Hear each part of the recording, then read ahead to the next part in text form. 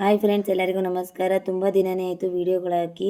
Sorry for delay ಅಂತ ಹೇಳೋಕ್ಕೆ ಇಷ್ಟಪಡ್ತೀನಿ. ಯಾಕಂದರೆ ನನಗೆ ತುಂಬ ಆರ್ಡರ್ಸ್ ಇತ್ತು, ತುಂಬಾ ಬಟ್ಟೆಗಳಿತ್ತು ಸ್ಟಿಚ್ ಮಾಡೋದು. ಯಾವ್ಯಾವ ಥರ ಬಟ್ಟೆ ಸ್ಟಿಚ್ ಮಾಡಿದ್ದೀನಿ ಅಂತ ಅದು ಒಂದು ವಿಡಿಯೋ ಮಾಡಿದ್ದೀನಿ, ತೋರಿಸ್ತೀನಿ ನೆಕ್ಸ್ಟ್ ವಿಡಿಯೋದಲ್ಲಿ.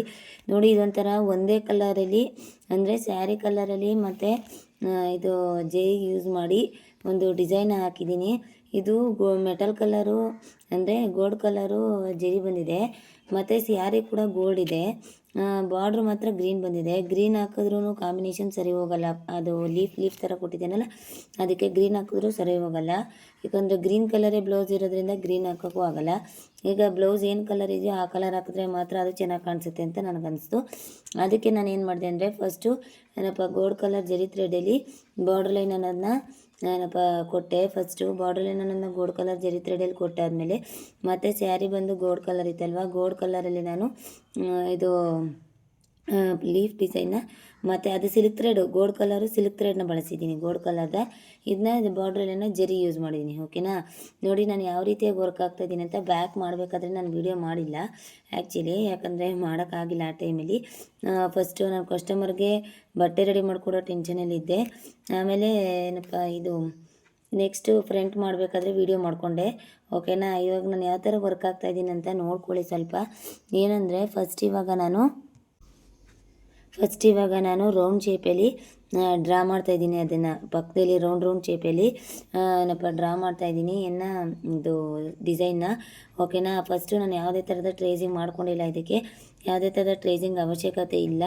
ಈ ರೌಂಡ್ ಶೇಪ್ನ ನಾವು 2 ನಂಬರ್ ಬರುತ್ತಲ್ವ, 2 ನಂಬರು ಏನು ಲಿವರಲ್ಲಿ 2 ನಂಬರ್ ಬರುತ್ತಲ್ಲ, ಆ 2 ನಂಬರಲ್ಲಿ ಫಿಲ್ಲಿಂಗ್ ಕೊಟ್ಟರೆ ಸಾಕು.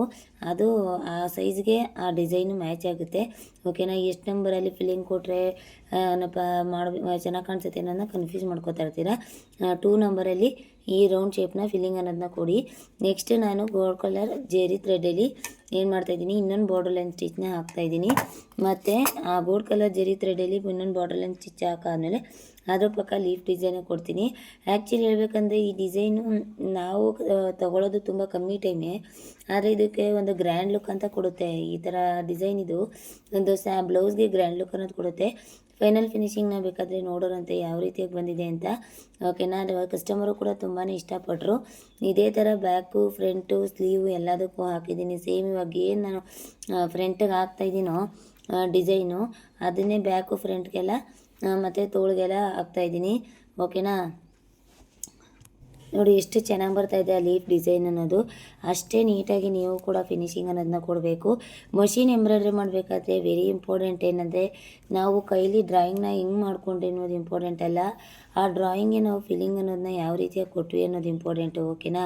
ನಾವು ನೀಟಾಗಿ ಡ್ರಾಯಿಂಗ್ಗೆ ಫಿಲ್ಲಿಂಗ್ ಅನ್ನೋದು ಕೊಟ್ವಿ ಅಂತಂದರೆ ನಿಜ ಹೇಳ್ತೀನಿ 100% ನೀವು ಸಕ್ಸಸ್ ಆಗೇ ಆಗ್ತೀರಾ. ಆ ಮಿಷಿನ್ ವರ್ಕ್ ಅನ್ನೋದು ನಿಮಗೆ ನೀಟಾಗಿ ಕಾಣಿಸುತ್ತೆ ನಾವು ಬ್ಲೌಸ್ ಮೇಲೆ ಹಾಕ್ದಾಗ. ಓಕೆನಾ. ಈ ರೀತಿಯಾಗಿ ನೀವು ಡಿಸೈನ ಎಂಬ್ರಾಯ್ಡ್ರಿ ಮಾಡಬೇಕಾಗತ್ತೆ. ಫಸ್ಟು ನಾನೆಲ್ಲ ಕೈಲೇ ಡ್ರಾ ಮಾಡ್ಕೋತಿದ್ದೆ ಡಿಸೈನ್ ಎಲ್ಲನೂ. ಈಗ ನಾನೇನು ಕೈ ಡ್ರಾ ಮಾಡ್ಕೊಳ್ಳಲ್ಲ, ಅಂದರೆ ಕೆಲವೊಂದು ಡಿಸೈನ್ಸ್ನ ಕೈಲಿ ಡ್ರಾ ಮಾಡ್ಕೊಳ್ಳಲ್ಲ ಅಂತಲ್ಲ, ಕೆಲವೊಂದು ಡಿಸೈನ್ಸ್ನ ನಾನು ಕೈಲಿ ಡ್ರಾ ಮಾಡ್ಕೋತಾ ಇಲ್ಲ, ಹಾಗೆ ಫ್ರೀ ಹ್ಯಾಂಡಲ್ಲೇ ಮಿಷಿನಲ್ಲಿ ಎಳಿತಾ ಇದ್ದೀನಿ. ಓಕೆನಾ. ತುಂಬ ಜನ ಸ್ಟೂಡೆಂಟ್ಸು ನಾನು ನಮ್ಮ ಗ್ರೂಪಲ್ಲಿ ನೋಡಬೇಕು ಎಷ್ಟು ಚೆನ್ನಾಗಿ ಡಿಸೈನ್ಸ್ನ ಹಾಕ್ತಾಯಿದ್ದಾರೆ ಅಂದರೆ, ನಂಗೆ ತುಂಬಾ ಖುಷಿ ಆಗ್ತಾಯಿದೆ. ಆ ಫೋಟೋಸ್ನೆಲ್ಲ ನಾನು ನೆಕ್ಸ್ಟು ವೀಡಿಯೋಸಲ್ಲಿ ಅಪ್ಲೋಡ್ ಮಾಡ್ತೀನಿ. ಫ್ರೀ ಮಷಿನ್ ಎಂಬ್ರಾಯ್ಡ್ರಿ ಕ್ಲಾಸಲ್ಲಿ ಈ ರೀತಿಯಾಗೂ ಮಾಡ್ಬೋದಾ ನಿಜಾನ ಅಂತ ನೀವೇ ಆಶ್ಚರ್ಯ ಪಡ್ತೀರಾ. ಹೌದು, ನಿಜ. ಅದು SLVM ಟೈಲರಿಂಗ್ ಕ್ಲಾಸಲ್ಲಿ ನಾವು ಸಕ್ಸಸ್ ಕಂಡಿದ್ದೀವಿ ಅನ್ನೋದು ಏನಂದರೆ, ಒಂದಿಬ್ಬರು ಅವ್ರ ಜೀವನನ ರೂಪಿಸ್ಕೊಂಡ್ರು ಅಂತಂದರೆ ಯಾವುದೇ ಥರದ ಅಮೌಂಟ್ ಇಸ್ಕೊಂಡಿಲ್ಲ ನಾವು ಅವ್ರ ಕೈಲಿ, ಯಾವುದೇ ಥರದ್ದು ಏನಿಲ್ಲ. ಅವ್ರಿಗೇನೇ ಪ್ರಾಬ್ಲಮ್ ಬಂದರೂ ನಾವು ಆನ್ ಟೈಮಲ್ಲಿ ಹೇಳಿರ್ತೀವಿ ಮತ್ತು ಅವ್ರಿಗೆ ರಿಪ್ಲೈ ಮಾಡಿರ್ತೀವಿ. ಅವರು ಪ್ರಯತ್ನ ತುಂಬ ಕಷ್ಟಪಟ್ಟಿರ್ತಾರೆ. ಯಾಕಂದರೆ ನಾವು ಏನೋ ಒಂದು ವೀಡಿಯೋ ಮಾಡಿ ಹಾಕಿರ್ತೀವಿ, ಈ ಥರ ಮಾಡಿದ್ರೆ ಈ ಥರ ಆಗುತ್ತೆ ಅಂತ, ಅದನ್ನು ನೋಡಿ ಅವರು ಪ್ರಾಕ್ಟೀಸ್ ಮಾಡಿ ನೆಕ್ಸ್ಟು ನಾನು ಕಲಿಯಬೇಕು ಅನ್ನೋ ಇಂಟ್ರೆಸ್ಟ್ನ ಅವ್ರು ಕೊಡ್ತಾರಲ್ವ, ಅದಕ್ಕೋಸ್ಕರ ನಾನು ಅವ್ರಿಗೆ ಒಂದು ಕ್ಲಾಪ್ಸ್ ಅಂತ ಹೇಳ್ತೀನಿ. ಯಾಕಂದರೆ ಅಷ್ಟು ಇಂಟ್ರೆಸ್ಟ್ ಕೊಟ್ಟು ಅವರು ಕಲಿತು ಸಕ್ಸಸ್ ಕಂಡ್ರಲ್ಲ, ನಂಗೆ ತುಂಬಾ ಖುಷಿ ಆಗ್ತಾಯಿದೆ. ನಾವು ಹೇಳ್ಕೊಡೋದು ಸೆಕೆಂಡ್ರಿ, ತುಂಬ ಜನ ಇರ್ತಾರೆ ಹೇಳ್ಕೊಡೋರು, ಆದರೆ ಅದನ್ನ ಇಂಟ್ರೆಸ್ಟ್ ಕೊಟ್ಟು ಕಲಿಯೋರು ಇರ್ತಾರಲ್ಲ, ಅವ್ರು ಸಿಗೋದು ತುಂಬ ಕಮ್ಮಿ. ನಂಗೆ ತುಂಬಾ ಖುಷಿ ಆಯಿತು. ನೆಕ್ಸ್ಟ್ ವೀಡಿಯೋದಲ್ಲಿ ಮಾಮೂಲಿ ಇವಾಗ ಆನ್ಲೈನ್ ಸ್ಟೂಡೆಂಟ್ಸ್ ಇದ್ದಾರಲ್ಲ, ಫ್ರೀ ಎಂಬ್ರಾಯ್ಡ್ರಿ ಕ್ಲಾಸ್ ಸ್ಟೂಡೆಂಟ್ಸ್ ಎಷ್ಟು ಚೆನ್ನಾಗಿ ಮಾಡಿದ್ದಾರೆ ಡಿಸೈನ್ಸ್ನ ಅಂತ ನಿಮಗೆ ಫೋಟೋಸ್ ಹಾಕ್ತೀನಿ. ಕೆಲವೊಬ್ಬರು ಕಂಪ್ಯೂಟರ್ ಎಂಬ್ರಾಯ್ಡ್ರಿ ಕೂಡ ಹಾಕ್ಕೊಂಡಿದ್ದಾರೆ. ಓಕೆನಾ, ನೋಡಿ ಎಷ್ಟು ನೀಟಾಗಿ ನಾನು ಇವಾಗ ಡಿಸೈನ್ ಅನ್ನೋದನ್ನ ಕೊಟ್ಟೆ ಅಂತ. ಲೀಫ್ ಡಿಸೈನ್ ಎಷ್ಟು ಚೆನ್ನಾಗಿದೆ ಅಂತ. ಇಷ್ಟೇ ನೀಟಾಗಿ ಫಿನಿಶಿಂಗ್ ಅನ್ನೋದು ನಿಮ್ಮದು ಬಂತು ಅಂತಂದರೆ ನಿಜ ಹೇಳ್ತೀನಿ ಆಟೋಮೆಟಿಕ್ಕಾಗಿ ಬಿಸ್ನೆಸ್ಸು ಕ್ಯಾಚಪ್ ಆಗುತ್ತೆ. ಮತ್ತು ಏನಪ್ಪ ನಿಜ ಹೇಳ್ತೀನಿ ತುಂಬ ಬ್ಯುಸಿ ಪರ್ಸನ್ ಆಗ್ಬಿಡ್ತೀರ. ಓಕೆನಾ, ಈಗ ನಾನು ಜರಿ ಥ್ರೆಡ್ಡಲ್ಲಿ ಮಧ್ಯ ಮತ್ತೆ ಒಂದೊಂದು ಹೋಲ್ ಕೊಡ್ತಾಯಿದ್ದೀನಿ. ಯಾಕೆ ನಾನು ಜರಿ ಥ್ರೆಡ್ಡಲ್ಲಿ ಮಧ್ಯೆ ಒಂದೊಂದು ಹೋಲ್ ಕೊಡ್ತಾಯಿದ್ದೀನಿ ಅಂತಂದರೆ ಅಲ್ಲೂ ಸ್ಟೋನ್ಸ್ನ ಪ್ರಿಕ್ ಮಾಡ್ತೀನಿ. ಒಂದು ಪ್ಲಾಸ್ಟಿಕ್ ಸ್ಟೋನ್ಸ್ ಬಂದಿದೆ ಇವಾಗ, ತುಂಬ ಡಿಫ್ರೆಂಟಾಗಿದೆ ಅದು. ಇದು ಮಾಮೂಲಿ ಇವಾಗ ಗ್ಲಾಸ್ ಸ್ಟೋನ್ಸ್ ಬರುತ್ತಲ್ಲ ಆ ಥರ ಅಲ್ಲ, ಅದು ಒಂದು ಹೆವಿ ಲುಕ್ ಅನ್ನೋದು ಕೊಡುತ್ತೆ ಬ್ಲೌಸ್ಗೆ, ತುಂಬ ಗ್ರ್ಯಾಂಡಾಗಿ ಕಾಣಿಸುತ್ತೆ. ಅದನ್ನು ಮಷಿನ್ ಹಾಕಿ ಯೂಸ್ ಮಾಡಿದ್ರೆ ತುಂಬ ಚೆನ್ನಾಗಿರುತ್ತೆ ಅಂತ ನನಗನ್ನಿಸ್ತು.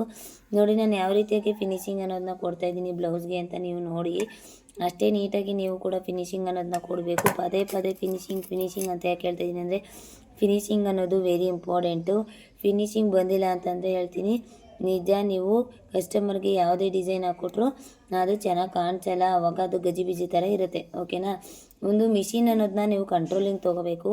ಯಾವ ರೀತಿಯಾಗಿ ನೀವು ಕಂಟ್ರೋಲ್ ತೊಗೋತೀರೋ ಆ ರೀತಿಯಾಗಿ ಅದು ಡಿಸೈನು ಚೆನ್ನಾಗಿ ಬರುತ್ತೆ. ನಿಮ್ಮದು ಕಂಟ್ರೋಲಿಂಗೇ ಚೆನ್ನಾಗಿಲ್ಲ ಮಿಷಿನು ಅಂತಂದರೆ ಡಿಸೈನ್ ಅಷ್ಟು ಚೆನ್ನಾಗಿ ಬರಲ್ಲ. ಓಕೆನಾ, ನೋಡಿ ಎಷ್ಟು ನೀಟಾಗಿ ನಾನು ಆ ರೌಂಡ್ ಶೇಪ್ ಅನ್ನೋದನ್ನ ಕೊಡ್ತಾಯಿದ್ದೀನಿ, ಎಲ್ಲೂ ವೇರಿಯೇಷನ್ ಮಾಡ್ತಾಯಿಲ್ಲ ನಾನು. ಮತ್ತು ಬ್ಯಾಕು ಕೂಡ ನಾನು ಆಲ್ರೆಡಿ ಫಿನಿಷ್ ಮಾಡಿದ್ದೀನಿ. ಇದು ಆ್ಯಕ್ಚುಲಿ ಹೇಳ್ಬೇಕಂದ್ರೆ ಕಂಪ್ಯೂಟರ್ ಎಂಬ್ರಾಯ್ಡ್ರಿಲಿ ಟ್ರೆಂಡಿಯಾಗಿದ್ದಂಥ ಡಿಸೈನು. ನಾನು ತುಂಬ ಸಲ ಕಸ್ಟಮರ್ಗೆ ಈಗ ಹಾಕಿ ಕೊಡ್ತಾಯಿದ್ದೀನಿ. ಕಂಪ್ಯೂಟರ್ ಎಂಬ್ರಾಯ್ಡ್ರಿ ಇದ್ರೇನು ಮ್ಯಾನ್ಯಲ್ ಎಂಬ್ರಾಯ್ಡ್ರಿ ಅಂದ್ರೇನು, ಮ್ಯಾನ್ಯಲಿಂದನೇ ಕಂಪ್ಯೂಟರ್ ಬಂದಿರೋದು. ಮ್ಯಾನ್ಯಲಲ್ಲೇ ಕಂಡುಹಿಡಿದಿರೋದೆಲ್ಲನ ಕಂಪ್ಯೂಟ್ರಲ್ಲಿ ಡಿಜಿಟೈಸ್ ಮಾಡಿದ್ದಾರೆ ಅಷ್ಟೇ, ಅದನ್ನ ಬಿಟ್ಟರೆ ಬೇರೆ ಏನಿಲ್ಲ. ನೋಡಿ ಯಾವ ರೀತಿಯಾಗಿ ನಾನು ವರ್ಕ್ ಅನ್ನೋದನ್ನ ಹಾಕಿದ್ದೀನಿ ಅಂತ, ಎಷ್ಟು ನೀಟಾಗಿ ಫಿನಿಶಿಂಗ್ ಅನ್ನೋದು ಬಂದಿದೆ. ಎಕ್ಸ್ಟ್ರಾ ದಾರ ಎಲ್ಲನೂ ಟ್ರಿಮ್ ಮಾಡ್ತಾಯಿದ್ದೀನಿ. ನೀವು ಅಷ್ಟೇ ಆ ಥರ ಎಕ್ಸ್ಟ್ರಾ ದಾರ ಎಲ್ಲನೂ ಟ್ರಿಮ್ ಮಾಡಿ, ಟ್ರಿಮ್ಮರ್ ತೊಗೊಂಡು ನೀಟಾಗೆಲ್ಲ ಟ್ರಿಮ್ ಮಾಡಿ. ಫಿನಿಶಿಂಗ್ ಅನ್ನೋದು ಇಂಪಾರ್ಟೆಂಟು, ಅದನ್ನು ದಾರ ಎಲ್ಲ ಹಂಗೆ ಬಿಡೋಕ್ಕೆ ಹೋಗಬೇಡಿ. ಓಕೆನಾ, ನೋಡಿ ಯಾವ ರೀತಿಯಾಗಿ ನಾನು ಕೈಲಿ ಡ್ರಾ ಮಾಡ್ಕೊಳ್ದೇ ವರ್ಕ್ ಹಾಕಿದ್ದೀನಿ ಅಂತ. ನೀವು ಅಷ್ಟೇ ಡ್ರಾ ಆದರೂ ಮಾಡ್ಕೊಂಡು ಮಾಡ್ಬೋದು, ಡ್ರಾ ಮಾಡ್ಕೊಳ್ದೇನಾದರೂ ಮಾಡ್ಕೋಬೋದು. ಡ್ರಾ ಮಾಡ್ಕೊಳ್ದೆ ಮಾಡಬೇಡಿ ಅಂತ ಹೇಳೋಕ್ಕಾಗಲ್ಲ. ಬೇಸಿಕವರು ಡ್ರಾ ಮಾಡ್ಕೊಳ್ಳೇಬೇಕಾಗತ್ತೆ, ಯಾಕಂದರೆ ಒಂದೇ ಈಕ್ವಲಾಗಿ ಹೋಲ್ ಶೇಪ್ ಅನ್ನೋದು ಬರಬೇಕು. ಓಕೆನಾ, ಒಂದೇ ಈಕ್ವಲಾಗಿ ಬಂದಿಲ್ಲ ಅಂತಂದರೆ ಅದು ತುಂಬಾ ಪ್ರಾಬ್ಲಮ್ ಆಗುತ್ತೆ. ಓಕೆನಾ, ನೋಡಿ ಇವಾಗ ನಾನು ಎಕ್ಸ್ಟ್ರಾ ದಾರ ಎಲ್ಲನೂ ಟ್ರಿಮ್ ಮಾಡಾಯಿತು. ಇವಾಗ ನಾನು ರಿಂಗಲ್ಲಿ ಬಟ್ಟೆನ ರಿಮೂವ್ ಮಾಡ್ತಾಯಿದ್ದೀನಿ. ಬ್ಯಾಕ್ ಸೈಡ್ ಕ್ಯಾನ್ವಾಸ್ ಪೇಪರೆಲ್ಲ ಈಸಿಯಾಗಿ ರಿಮೂವ್ ಮಾಡ್ತಾಯಿದ್ದೀನಿ. ನಾನು ಪೇಪರ್ ಕ್ಯಾನ್ವಾಸ್ನ ಯೂಸ್ ಮಾಡ್ತೀನಿ. ಬ್ಯಾಕು ಫ್ರಂಟು ತೋಳು ಎಲ್ಲ ಯಾವ ರೀತಿಯಾಗಿ ಮಾಡಿದ್ದೀನಿ ಅಂತ ನೋಡ್ಕೊಳ್ಳಿ, ಇವಾಗ ತೋರಿಸ್ತೀನಿ.